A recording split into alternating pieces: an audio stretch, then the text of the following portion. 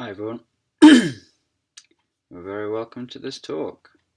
I just thought I'd pop the camera on and talk a little bit about this book,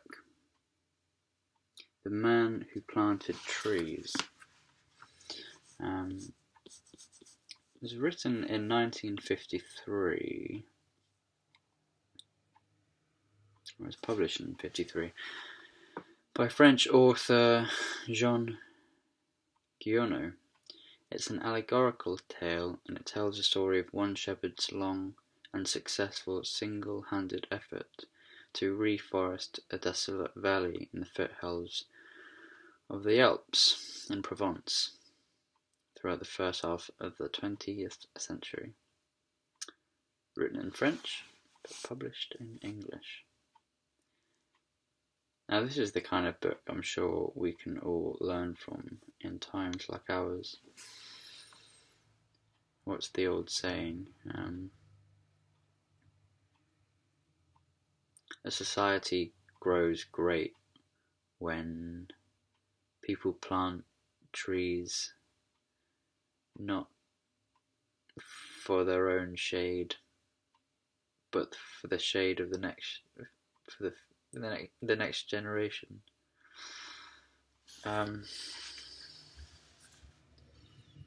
There's actually a really nice video on YouTube. It's about 30 minutes long, where there is a narration of this book with a video and sound effects, wind blowing and things like that. I'm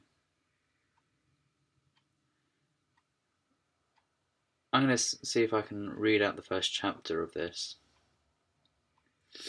and hopefully it might provoke some thought. Maybe the algorithm will present the video to people who haven't seen it before, haven't heard about the book, and then you can go on and do your own research.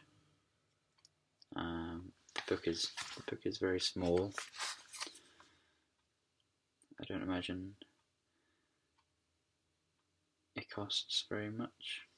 Probably buy it second-hand, very cheap, or get a PDF. Save some paper. Although I do love books. So there is a foreword.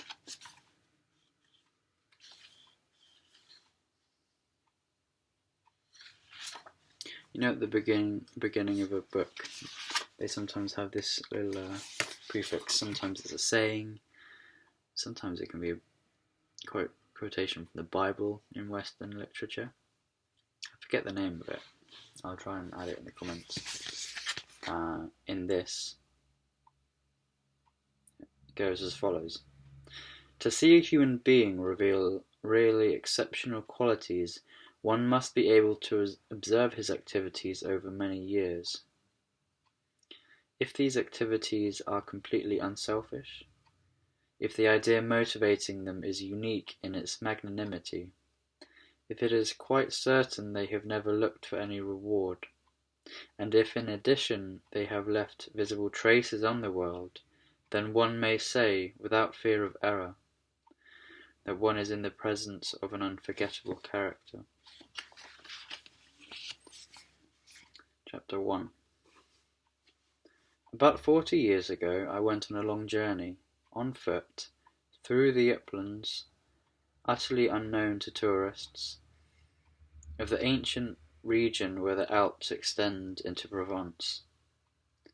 The area is bounded in the south-east and the south by the middle reaches of the river Durance, between Sisteron and Mirabeau. In the north by the upper course of the Drôme, from its source down as far as Die, and in the west by the plains of the Comtat, Venaissin, and the foothills of Mont Ventoux.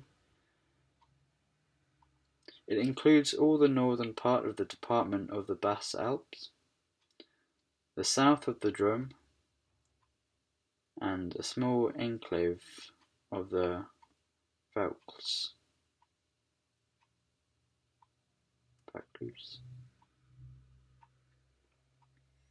When I went on my long tramp through that deserted region, between 1200 and 1300 meters above sea level, it was an expanse of bare and monotonous moorland. All that grew there was wild lavender.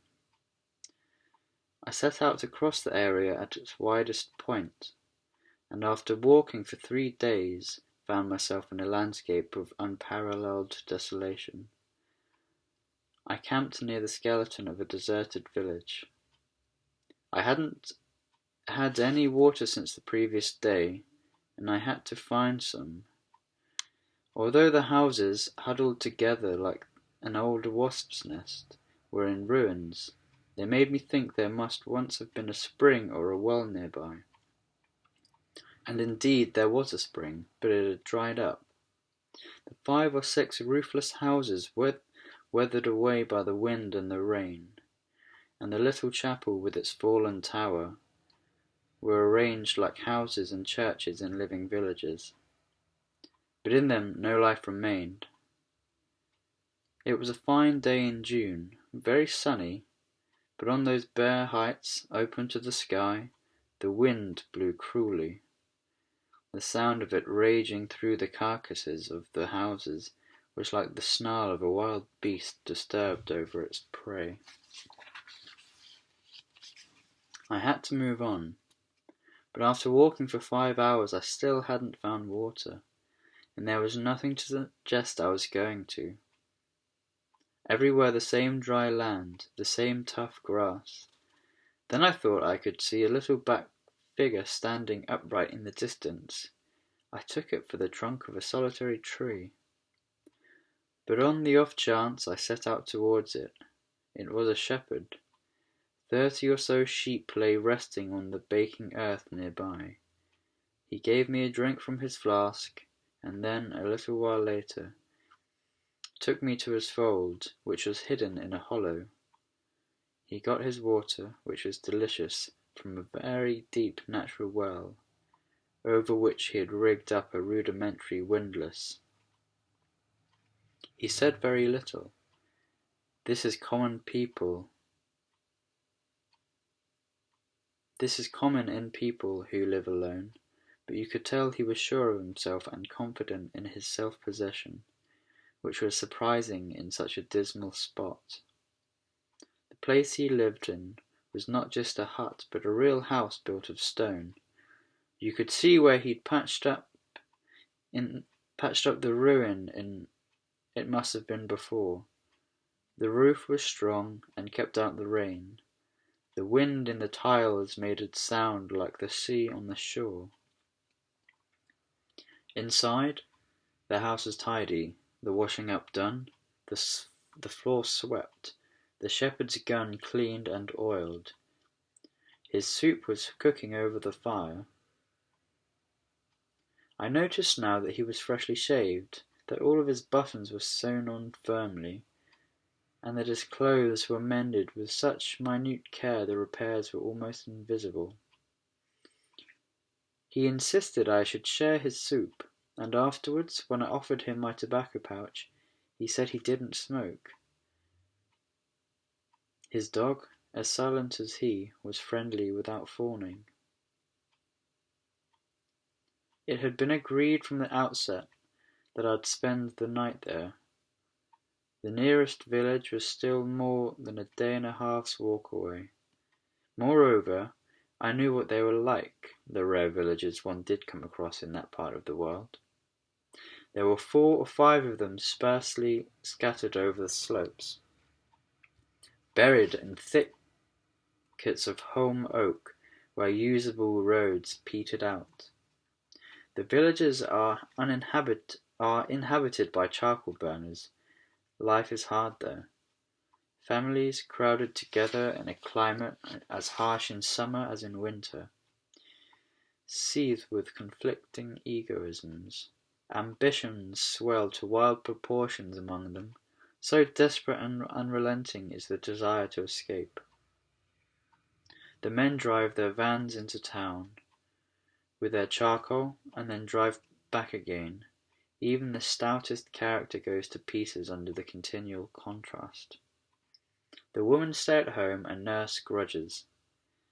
Everything is a subject of unrelenting contention and rivalry. From the selling of charcoal to a pew in a church, from separate and competing vices to the general mixture of vice and virtue, never any rest. And on top of all that, the equally unrelenting wind frays everybody's nerves. There are epidemics of suicide and many cases of madness, usually homicidal. The shepherd who didn't smoke went and fetched a little bag and emptied a pile of acorns onto the table. He then began to inspect them closely, separating the good from the bad. I smoked my pipe. I offered to help. He said he had to do it himself, and seeing how carefully he worked, I didn't insist. That was all the conversation we had, and when he'd collected a large enough heap of good acorns, he divided them up into groups of 10. As he did so, he discarded those that were too small or had a tiny split. He examined them minutely. Once he had sorted out 100 perfect acorns, he stopped and went to bed. It was peaceful to be in his company, and next morning I asked if I might stay all day and rest. He found this quite natural, or rather he gave me the impression that nothing disturbed him. I didn't absolutely need to rest, but I was intrigued and wanted to know more. He let his flock out of the fold and led them to pasture. Before leaving home, he took the little bag in which he'd put his carefully chosen and counted acorns, and dipped it in a bucket of water. I noticed that instead of a stick, he carried a steel rod as thick as a man's thumb, about 1.5 meters long. I followed a path parallel to his, strolling along like someone taking it easy. He took his sheep to a hollow and left them there to graze, guarded by his dog. Then he came up to where I was standing. I was afraid he was going to object to my intrusion, but not at all. He had to come this way anyhow, and he invited me to go with him if I hadn't anything better to do. When he reached the place he was aiming for, he began making holes in the ground with his rod, putting an acorn in each and then covering it up again. He was planting oak trees. I asked him if the land was his. He said it wasn't. Did he know who the owner was? No, he didn't. He thought it must be common land, or perhaps it belonged to people who weren't interested in it. He wasn't interested in who they were, and so, with great care, he planted his 100 acorns. After the midday meal, he started sorting out more acorns to sow. I must have been very pressing with my questions, because he answered them. He'd been planting trees in this wilderness for 3 years. He'd planted 100,000 of them. Out of those, 20,000 had come up. Of the 20,000, he expected to lose half because of rodents or the unpredictable ways of Providence. That has still meant 10,000 oaks would grow where before there had been nothing. It was at this point that I wondered how old he was. He was obviously over 50. 55, he said. His name was Elziad Bouffier. He had once owned a farm on the plains. It was there he had lived his life. But he had lost first his only son, then his wife. After that he came here to be alone, enjoying an unhurried existence with his sheep and his dog. But it struck him that this part of the country was dying for lack of trees, and having nothing else to do, he decided to put things right. As I myself, despite my youth, was leading a solitary life at the time, I was able to sympathize with others like me and deal tactfully with their sensibilities. But I made one mistake with him. Because I was young, I naturally thought of the future in terms of myself, and assumed everyone sought the same happiness. So I remarked how magnificent his 10,000 oak trees would be in 30 years' time. He answered quite simply that if God spared him, he'd have planted so many other trees in those 30 years. The 10,000 would just be a drop in the ocean. He was already studying the reproduction of beeches, and close to the house was a nursery of saplings grown from beech nuts. He'd put up a fence to protect them from the sheep, and they were already fine specimens. He was also thinking of birches for low-lying spots, where according to him there was a certain amount of humidity a few meters below the surface. We parted the following morning. The year after that, the 1914 war broke out, and I was in the army for 5 years. As an infantryman, I hadn't much time to think about trees. And to tell the truth, the episode hadn't affected me all that much. I thought of the oaks as a hobby, like stamp collecting, so I forgot them.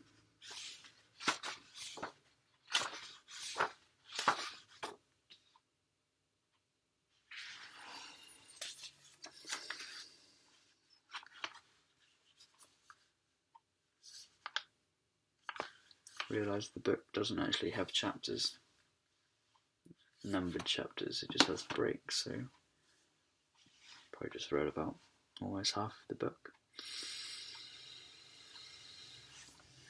Check it out. Good Lord above knows we all need tree planters. Cheers.